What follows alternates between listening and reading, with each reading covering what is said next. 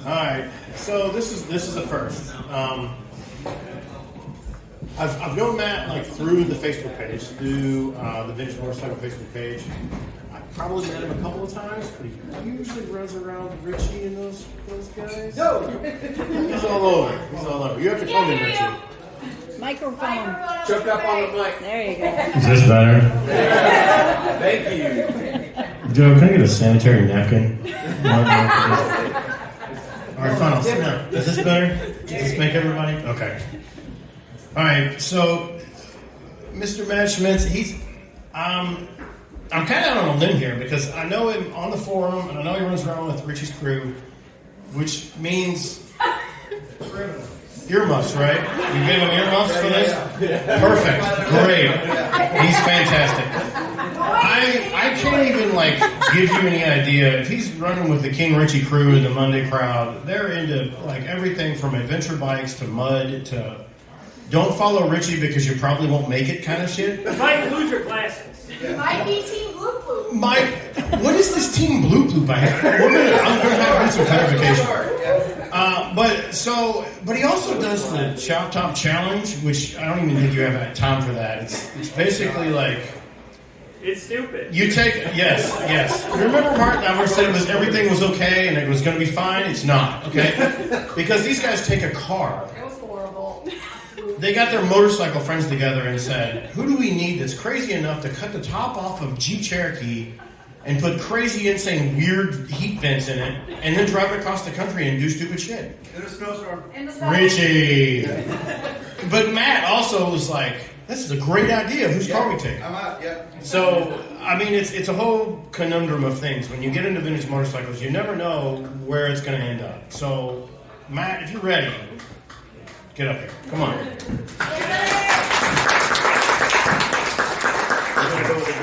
Yeah. Okay, all right. And Rob, thank you for that awesome introduction. Appreciate it. So my story on first actually isn't going to be about chopping the roof entirely off of a car and then driving it from somewhere cold to somewhere warm because we're morons.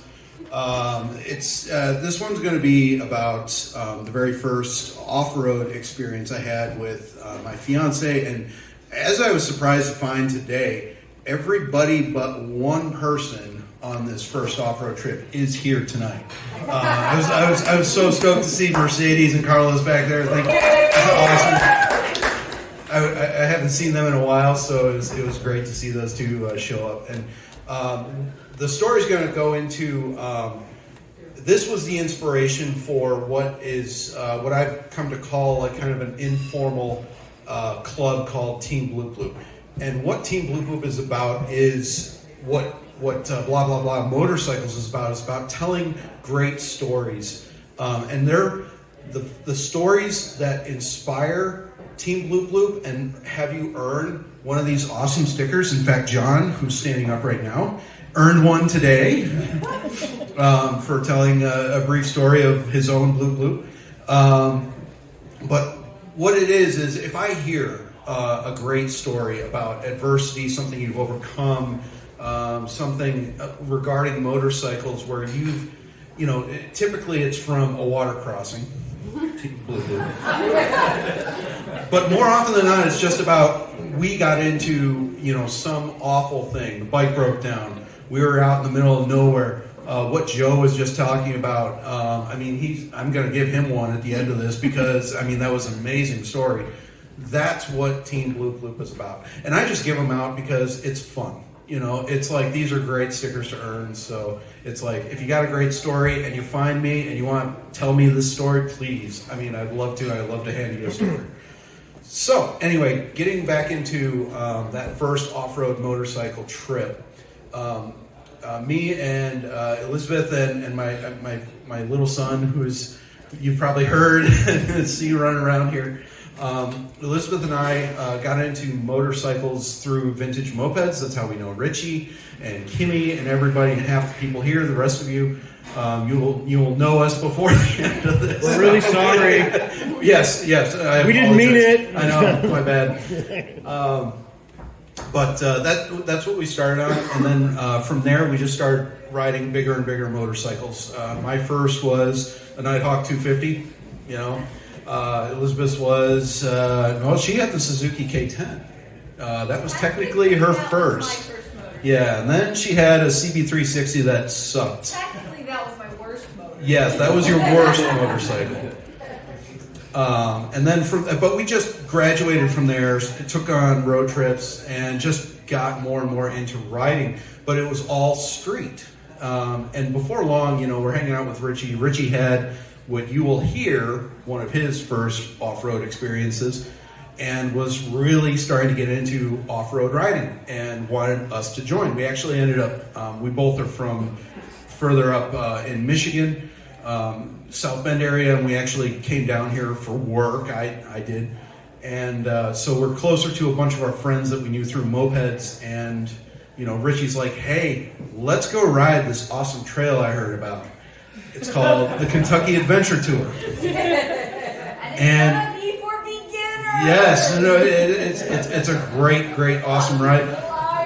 Now, to backtrack a little bit, this was our very first off-road. I had one off-road trip under my belt. I went on the Cobb Doctor, the Colorado BDR, and that is through some pretty gnarly, amazing scenery and trails out in Colorado. And I did that on an XT250. That was kickstart only. That I did not jet for the altitude. I think I came back from that trip with my right leg bigger. It was bad. And Elizabeth's off-road experience was 1 hour in an off-road park. So we bought these stupid little Chinese 250 dual sports based off of they're Honda clones. But I mean, I think I'm being kind when I say that with Farkles on them, that I had made adjustments, added tires and everything. They are still shame on two wheels. They're pretty bad. I mean, imagine an XT225 on its worst day, and that's what those bikes are like. And we decided we got them for $1,000 a piece. So we got them super freaking cheap, and we thought, well, we're going to try this. We're going to see if we like it, and go on this awesome road trip with Richie leading. So yeah, we show up to. A lot of you probably have ridden the KAT. You know that a great starting point is down in Slade at Little Abner. It's kind of like everybody gathers there at that point and then rolls out. So that's where we started. First day out, the very first half of the day actually went pretty good. It had rained about like the entire week before, so there was puddles everywhere. It was bad. And before long, we find ourselves out in like this off-road park. And Richie and Mercedes and Carlos, please correct me if I'm wrong here. We're out in what I think is like an off-road park, and I'm not even sure if it was really on the KAT or if we just were like, oh, we're out. Yeah, we're out here. Wildly lost. Yeah, somewhere. We were good. And there's just deep mud puddles everywhere from those. What are those things called? They're angry mobile coolers. Side by side. Excuse me. So they dig huge ruts, and they just leave. It's a mystery box of water. It's like it's either it's just a slight puddle, or you're 5 fathoms down, and it's like we'll never see you again. So we're riding through. Elizabeth's running sweep. It's her preferred spot on any ride, and we all make it through. We're all pick a line on the edge, as close to the edge as we can, and she picks roughly the same line, just right down into, sinks the bike right up to the seat. It's completely submarine. later on, we found that there was water in the headlight. It actually had headlight fluid. So, For a solid year. yeah, yeah, it stayed there for a while. And so we band together. We pull the bike out. We empty the car. That's not the only thing that we should have emptied. I will tell you about that a little bit later. But we empty the carburetor, clean it out, blow it out, start the bike up. Bike runs fine-ish, and we keep going. And through the rest of the day, poor Elizabeth was struggling with this thing because the crankcase was also full of water. And we just didn't fully realize that. And the bike was just running worse and worse and worse. Until like the last hill climb coming out of the trail, it was just baby head rocks. It was hard up in a turn, and it was challenging. Like that was hard for somebody who knew what they were doing. It's okay. It's okay. Oh, this is the Mama's wrong fine. tiger. Yep. Not that one. Anyway, I mentioned I was completely hypothermic. you were very cold because it started to rain. It was getting colder out, so it was just a rough day. Degrees, and it was probably Yep. like 50, would you say? Yep. On the warm part, and it was raining. Yep. The whole time. Yep, raining, wet. It just turned into just worse and worse and worse. And finally, it's like halfway up the hill climb, she kilters over because she lost steam, and the bike got caught. The front wheel got caught between two rocks and tacoed the front rim because apparently they make those out of cheese in China. It was bad. So we gather ourselves. I ride that thing up and out of there. It still rides, but I mean, 25 was all it could do. And finally, we make it to a convenience store. She's able to get cleaned up and a little bit warm. And we say, you know what? Naked Yep. in the back of an alcohol store. And it was so much warmer than my clothes. Yes. So we regather ourselves. We go back to Little Abner and we call it a night. We're saying, you know what? We'll try again tomorrow. So day two. We had a good time that night too. It was just fun just to hang out and bullshit about the day.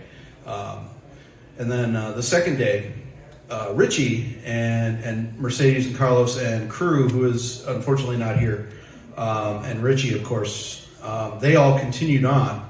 And then Elizabeth and I, we ended up finding in London, Kentucky, a motorcycle scrapyard, and it's like. It might have just been some dude's just house with bikes, you know. Though it's Kentucky. I mean, come on. But we found a rim, same size, same number of spokes, everything that it should have been, and bought the rim. Guy wanted $10 for a nice aluminum rim, and so we bought that. I unlaced that stupid thing. I didn't have a Dremel. I could just take out all the spokes and go from there. So unlaced that thing. Took me like 2 hours, and then went to a hotel that evening.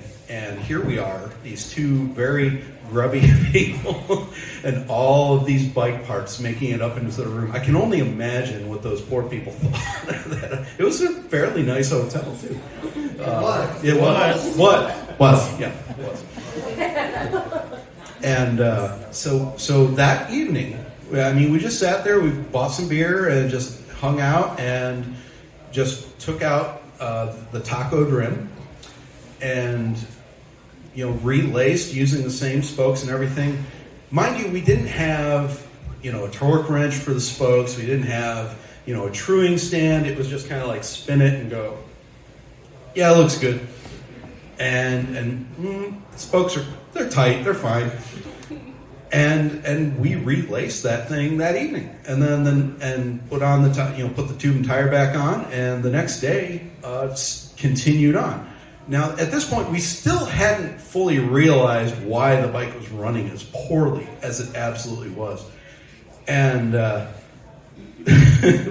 we got about 10 miles. And Elizabeth, we have comms, so we're talking back and forth. She's like, "This bike is running like shit," and I'm like, yeah, well, maybe it's just jitters, it's just like it's just the first time riding. And finally pull over and I take it for a quick rip and I'm like, yeah, something's very wrong with this. And we look at the window, the oil window, and it is not only opaque, but green. That bike was making the world's second worst salad dressing. The worst is Kraft's Catalina, by the way. And so the next 10, 20, every 10, 20 miles, we were doing an oil change on that bike just to get it back to where it was running properly. They all came out black. Yes. Green. Yes, it was bad. It's like within 10 miles it came out, it looked like just goop coming out of that bike. But once it got to where it was running and riding properly, we had a great afternoon at the end of that. It's like we found, it's unfortunately not on the KAT anymore, but we ended up in a coal mine near Middlesbrough. And just the trails through there were just fantastic. The roads were a little challenging. I mean, the really mucky ones that all the trucks had just blown through and they're just big and ruddy and nasty. Even those were a lot of fun to just ride on. But we just had the most amazing time riding throughout the end of that day before, ending. That was the last for our KAT. We ended up not actually getting back with everybody with our first. That they continued on and had a great time from what I understand. They had a lot of their own water crossings that were fraught. But it was really good. Even though we were all riding separate, I think overall, like, that was a great first off-road experience, even with all the adversity that we encountered and had to deal with and had to fix. So months go by, and I'm getting more and more into like reading about people off-roading and ADV and all of that and what it entails.